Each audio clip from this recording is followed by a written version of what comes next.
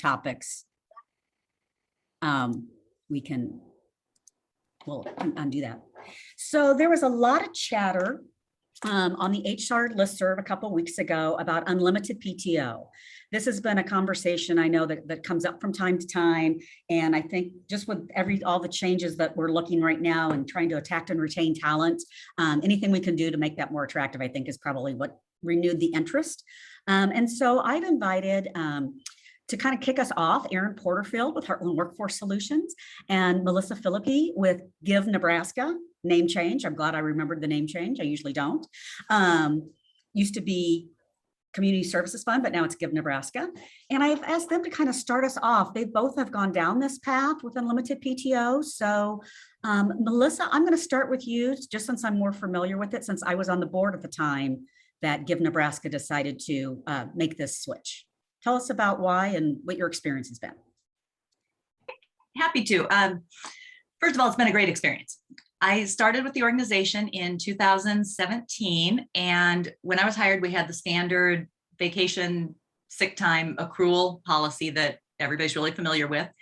And our board chair that was responsible for hiring me had also talked with me about kind of her thoughts on it. She's an attorney, and she was recommending for more and more of her nonprofit clients that they go to an unlimited time off policy for salaried people. Because where she was seeing it is that if you're telling them they're salaried and they're expected to work as many hours as they need to get the job done, but then you're keeping track of time off, there's kind of a disconnect there. And tracking the time off that way could set it up that you're treating them like an hourly worker, even though you're saying they're salaried. So you're trying to get the best of both worlds, tracking their time off, but expecting them to work 70 hours a week if they need to. So she was recommending for more and more clients that they go to that unlimited time off. We made the switch. The rest of the board understood it. We're a small staff. We only have 2 employees, so it's really easy to manage. Our policy basically says that you can take off as much time as you'd like, as long as you have, supervisor's approval and you're keeping up with the work. As long as you get your job done, it's okay. With 2 people, it has been really easy to manage. And we set a specific cutoff date. So on this day, we pay out any unused vacation time, and then we no longer have that liability on the books. It's gone. And starting from that day forward, you have unlimited time off. I did talk with the other staff person because the benefit for the organization, we don't have that liability anymore. We don't have to worry about having funds to pay out that time off. We don't have to invest the time in tracking the time off. For the employees, it's a great perceived value. The downside is that if one of us does leave, we don't have this pot of money that gets paid out to us at the end. So just making sure that the other staff person understood that that wasn't going to be there anymore and not to expect it. The board's biggest concern with doing this was actually that the staff would not take off as much time as they should, that we would just work all the time. Informally, I did keep track of the time we took off for the first couple of years, just to make sure that if they asked, I could say, yes, this is how it's working out. We were taking off about the same amount of time as we had before, the same amount that we were accruing under the old policy. So nothing really changed. It was just a perceived value. Anne, is there anything else you can think of that I didn't touch on that you'd like me to talk a little more about? No, I think that's a nice high level intro. Erin, so what made Heartland Workforce Solutions decide to take this route?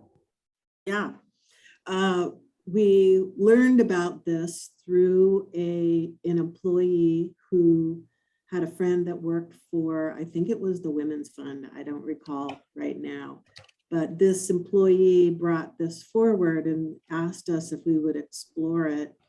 And we sought our HR experts on our board to find out what their experience had been. And we found that First National Bank had done that and spent a lot of time researching the laws and the processes and how it all worked, if employees liked it, if it worked for them. And they then helped us to localize that to our nonprofit, including helping us to rewrite our employee handbook.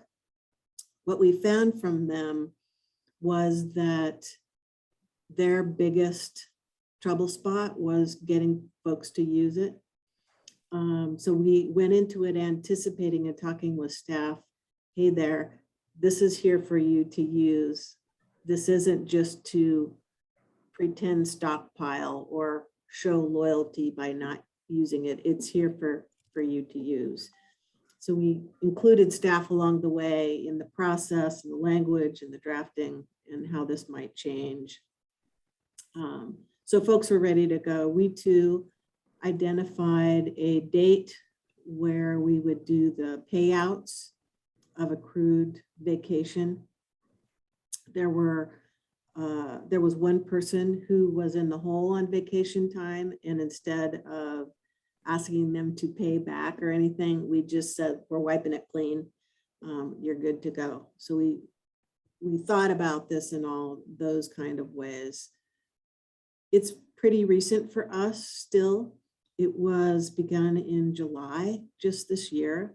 What I've noticed is that people feel more free to take some vacation, and that vacation looks like a Friday or a Monday. So and even that is good, especially for some of the folks who are used to putting in a ton of hours. We did have one, or currently do have one staff member who doesn't qualify for the unlimited PTO. She's an hour employee. So we just have to think that through in our language and urge her to adhere to her vacation leave accrual. I know that some don't do that, but since she is it's like a 20-hour a week position and it's fairly recent, we really stuck with the accrued vacation period. Let's see, what else should I tell you? I guess for us and for our board, it helped them to know that First National Bank had already been down that road, and their HR expertise supported our critical thinking of this and implementation. They were not concerned at all or worried about it. And this has helped us keep 2 employees so far, very well skilled employees. They were being recruited from outside the agency, darn it. And when it came down to it, they said, I can't say no to continuing an unlimited PTO since they have family out of town and kids that have stuff. They were seeing the retention value to this role. So that I didn't expect to need it so quickly, but it really worked out for us. Nice. I see some questions in the chat box. If you could expand on, kind of the criteria, what's the reasoning between full-time? Is it exempt only employees versus hourly? Is that just was an internal decision, or what was that reasoning? For us, I should know more about the details of Department of Labor's process. I did a quick look here to see where is the breakdown between exempt and non-exempt, but generally as available for an exempt employee, it's somebody, as Melissa was saying, it's a salaried employee who is also not expected to receive overtime, isn't generally paid hourly. That's the unlimited PTO that we attach this to. It gets more complicated to figure out. It was too complicated for us to figure out how to deal with that in terms of an hourly employee. Okay. And we approached it the same way. It's with an hourly employee, you're tracking the hours that they're working anyway. So tracking the accrual and time off hours made sense. So we kept that distinction, and the exempt positions, the salaried positions, they had access to it. It also helped that we only have 2 staff and both are salaried. So that made it really easy for us.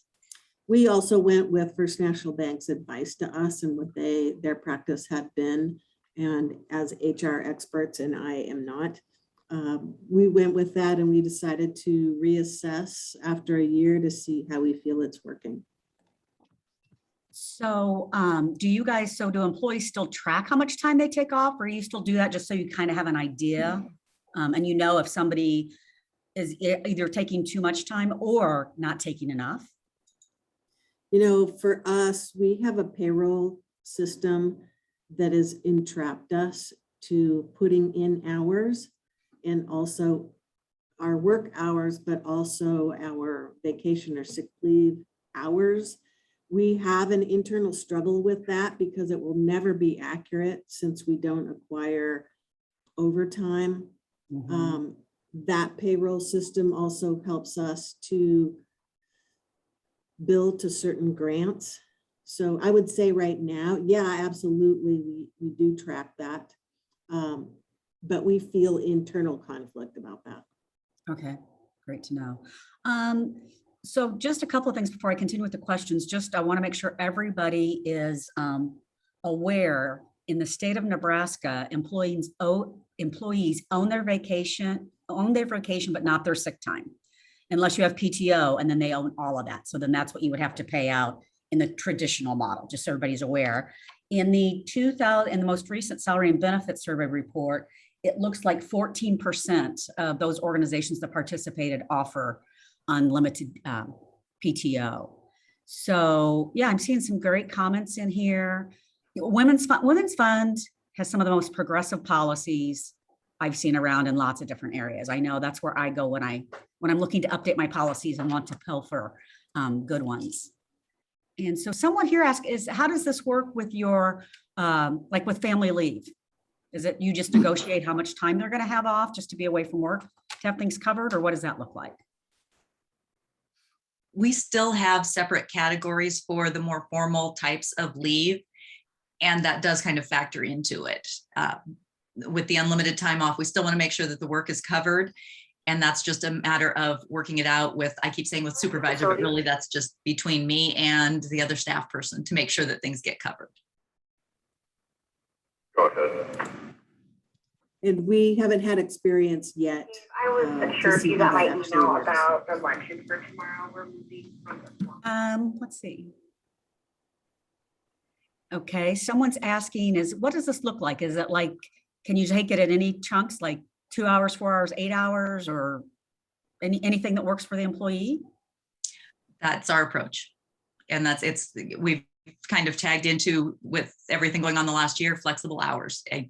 If you want to work from 7 to 3, if you want to work from 7 to noon and do some extra work later on, whatever works for the hours, vacation time can be taken in whatever increments they'd like. I'm seeing another question. Is sick leave offered in a more traditional way? And Gary, I don't know if you want to expand a little bit more. Like, are you thinking if someone has a long-term need to have time off or something like that? No, I was just thinking in terms of somebody that might be off for a surgical procedure. Is that just okay and they can be off as long as they want? Or is there a certain number of hours that accrue per pay period or something for sick leave? Got it. Does that help make sense? I don't know if you've had to negotiate that. Anyone, not just Aaron and Melissa, but anyone. We haven't. We would still approach it the same way, that as long as we can make sure the work gets done, we would accommodate the needs of the individual. Yeah. All right. So, and then someone also asked, do you still give staff vacation time? No, this totally replaces all sick leave and all vacation time. So those do not exist. This is Gary. Can I jump in and ask a question? Please, yeah, anybody feel free to. I would like to ask a question from a negative slant. What problems have you seen? Melissa, I know that it's just the two of you, so problems are probably going to be minimal, but what problems have there been? Have there been people who've taken too much time and you've had to counsel? Or I see a sick leave thing being a problem if somebody needs to be off and they decide they want, 6 weeks off for recovery, but that's kind of beyond what they should really have. I see some issues with that. We haven't really had any issues. I think the biggest issue I've run into is she still feels like she needs to email me and get permission to take time off, even if she's feeling sick. It's like, no, if you feel sick, you just send me a text or an email quick to let me know you don't feel well and you're not going to be working today. So it's been more of, she's still approaching this under the old way of doing things instead of understanding that if she doesn't feel up to doing work that day, just give me a heads up and it's fine. I also am fortunate to work with someone who has a very strong work ethic as well. So that makes it really easy for me. Got it. Hey, Gary.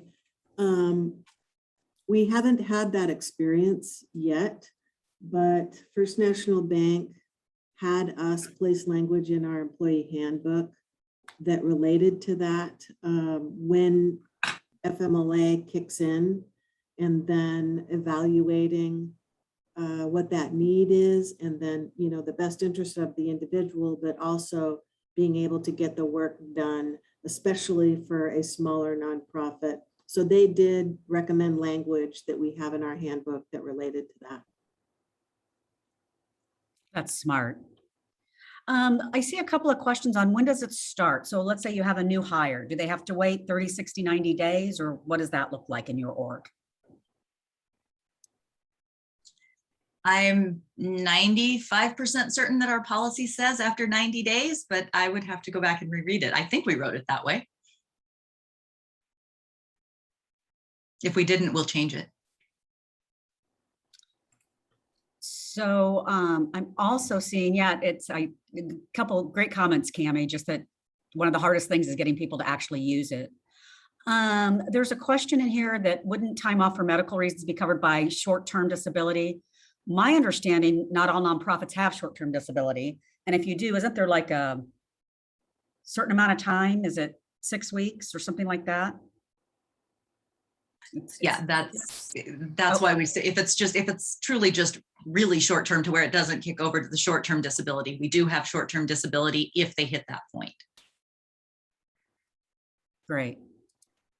Kathy, did that answer your question or?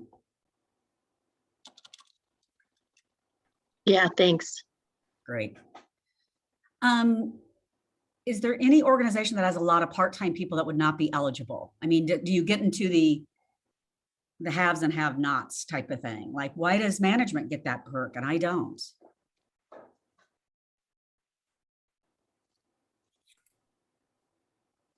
The dividing line that we have at least is the exempt, non-exempt issue is salary versus hourly. And I can imagine that if we had a bunch of people who were hourly, when we determined time off or coverage, that could be hard. We don't anticipate that our agency will have that experience because of the overwhelming exempt status of our employees. Got it. And I know Tammy had asked in the chat and I answered it there, but it might also help for people who aren't watching that. Give Nebraska is a small staff.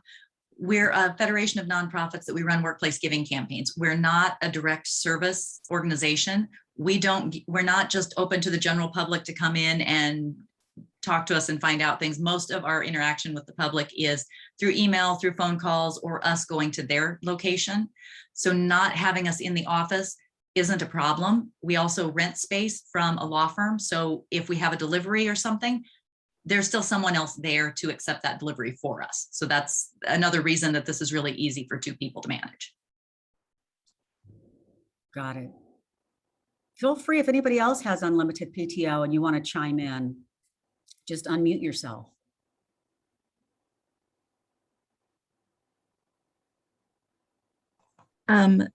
This is Cammie. Sorry, I can turn on my camera. I forget to turn on my camera. So we have unlimited PTO and I've had it since probably 2019, maybe the end of 2018. And we are in a kind of, it's a mix. We don't do direct service, but we do lots with volunteers. occasionally, and it's not, and we don't often have part-time, and I'm seeing the part-time question, and my only question there is I don't believe that there is a requirement, but don't quote me on this, that part-time cannot have the same benefits as full-time. And that's a decision that you make in your own policies about how you distribute it, because we're redoing our handbook right now. And the consultants that we worked with to help recreate our handbook into a culture map as opposed to a traditional employee compliance guide, asked us that question. And it was saying, and she was like, why are you not offering the same benefits to your part-time as you would your full-time? And we're like, you're right. So we offer the PTO. If you're part-time, unlimited, you get it. It's not an earned benefit. There is not a dollar amount tied to it. We do still do the full-time medical, but we also offer all of the extra 6 weeks. We had someone that had a hysterectomy and they needed to take off 3 months. And so they, because we have the sick time and it can then be supplemented with vacation, it went from there. But again, none of those are paid benefits. So there's not a liability to the organization for people to take it. And that's where the biggest shift is that we don't have to worry about the financial liability of it. And so all of the other kind of things that might have come in as like a concern for us were mostly the financial liability. And that is taken away in this. So we do offer it to our part-time. We don't ever have an issue. The main thing is just that you have to communicate with your rest of your team and the other folks that are doing your work to make sure that the roles and the work is filled. So it all kind of goes in, as Melissa said, with the flexible office hours. So we have some folks that are here all the time because they choose to work in the office. But if no one is here, then it's okay. And we have like the people that'll come in. We do have people that'll just stop in because we're likely at the CEC. There's someone that will always greet them, but that's our fortunate of not having our own building. And if we're not here, we're just not here, but folks know that they have all of our cell phone numbers and our emails if they really need to get a hold of us. So we haven't let that stop us, but anytime you do vacation, whether it's unlimited or not, you always make sure that your shifts are covered. And so this is the same thing. Offering unlimited vacation does not mean that everybody's going to be gone at the same time. Great, thanks, Cami. There's a question in here wanting to make sure that they think unlimited time off is unpaid. And I think that's the opposite. Unlimited time off is paid, just as traditionally correct. Great. So a couple of things, a couple of questions popped up. We're going to shift from unlimited paid time off to traditional PTO, vacation, sick leave. Usually, yes, if upon separation of employment, is paid time off paid out? If you're using the traditional model, yes. If you're using unlimited PTO, there is nothing to pay out. And if you're offering the traditional benefits, I know historically, I'm intrigued by what Cami was saying. I love the cultural roadmap. I like that term. I know what we do for part-time employees, which we don't have any right now. They accrue vacation and sick at 50% of what full-time do. Okay, someone, can you explain the process of clearing financial liability prior to implementing? I think it's as simple, Melissa, I recall from when I was on the board, it was your sick leave just disappears because you don't own that, but your vacation, you're actually cut a check. So if you had 40 hours of vacation accrued, you would get an extra check for 40 hours of work. I think it's just that simple. Yep. We just told our accountant that on this day, we're making the transition. So that next payroll, make sure you pay out all of the unused vacation time. Yeah. And I think at year end seems to make sense. We may have ended up implementing our fiscal year ends June 30th. I think we ended up with an August 1st changeover date just because we were getting the policies voted on in July. So we couldn't really pay it out until the board officially accepted that. But we can only roll over so much vacation time. And that was also a good time because Jana and I had both used up a lot of the vacation. We weren't carrying over very much to worry about paying out. I also think it would be very helpful too for some of those that, like last year, I lost vacation because I just didn't take it, which was silly on my part. I know that, but it just didn't work out. And so that would take my shame of feeling stupid for not taking vacation and losing money out of the system. So I think it's really intriguing just to see the level of interest as we're all, kind of trying to figure out what benefits can we offer, what can we do to really attract and retain employees. Because I've always said, if we're going to attract smart people to the nonprofit sector, we better pay them enough to pay off their student loans and offer them benefits and flexibility. Shameless plug, NAM does that. NAM can help you with that, with retirement plans. If you don't have a retirement plan, talk to us. We can help you get one set up, and an employee assistance program, which has only been around 3 years and already has, I think, 40 organizations participating. So shameless plug there. Other questions?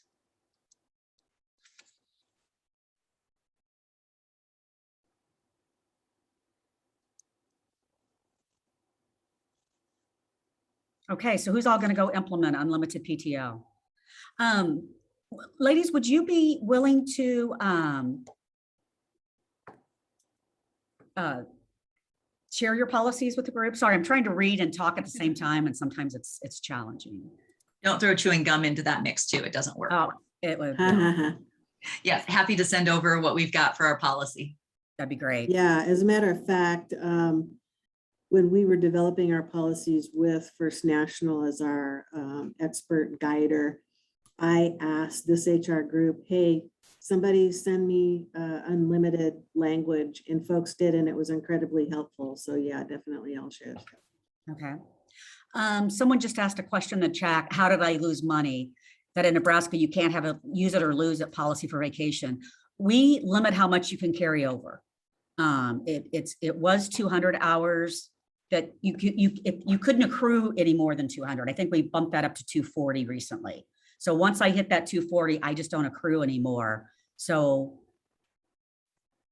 I was getting close to that number. So I just didn't accrue anymore. And I think maybe some clarification on that is you as an employee did not lose out on money by not taking that Correct. vacation.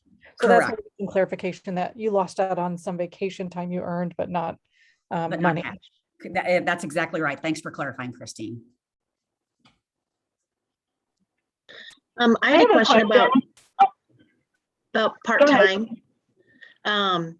As far as like unlimited part-time, how do you base that? Is it on average hours, or is it based on just the number of hours somebody works a week? I mean, they kind of fluctuate. Some weeks it's 15, sometimes it's 20. How would you determine what they were going to get paid for unlimited PTO for a part-time person? Sounds like Cammie has the best experience with that so far. How you determine who's part-time or who would be a full-time? Is that No, it with this? How much you would pay them, a part-time person with flexible hours? How would you determine, how much they're going to get paid to, give them their whole check?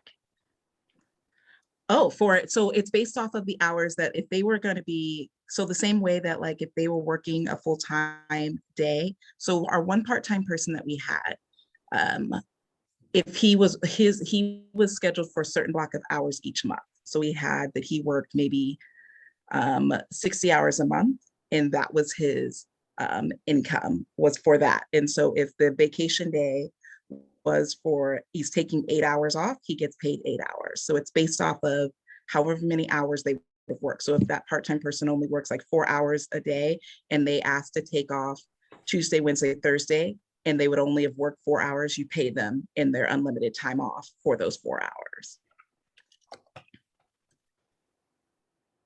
Thank you. Thanks for clarifying. Other questions? I'm going to drop 2 things in the chat box.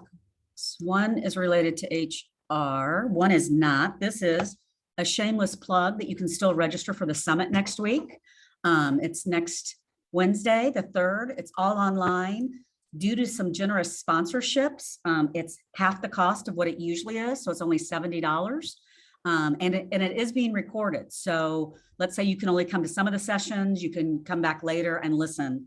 And Rosie, can you jump on and talk a little bit about our keynote briefly?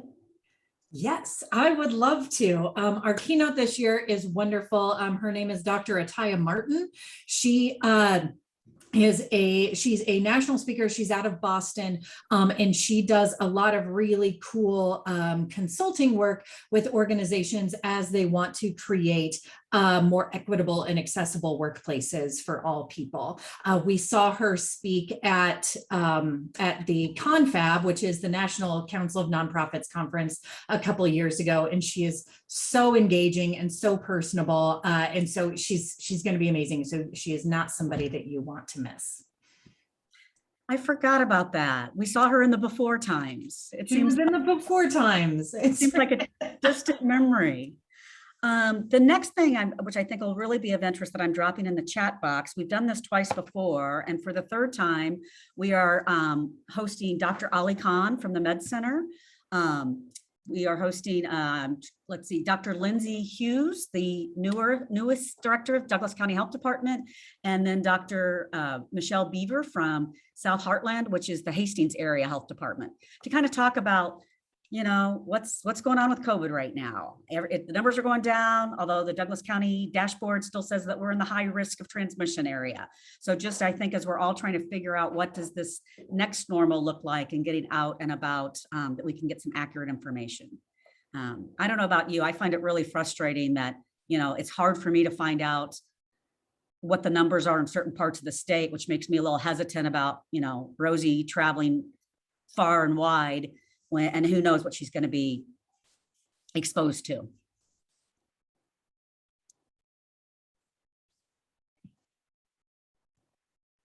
Okay, I'm going to stop recording because it sounds like we've hit the peak of, let's see, stop recording.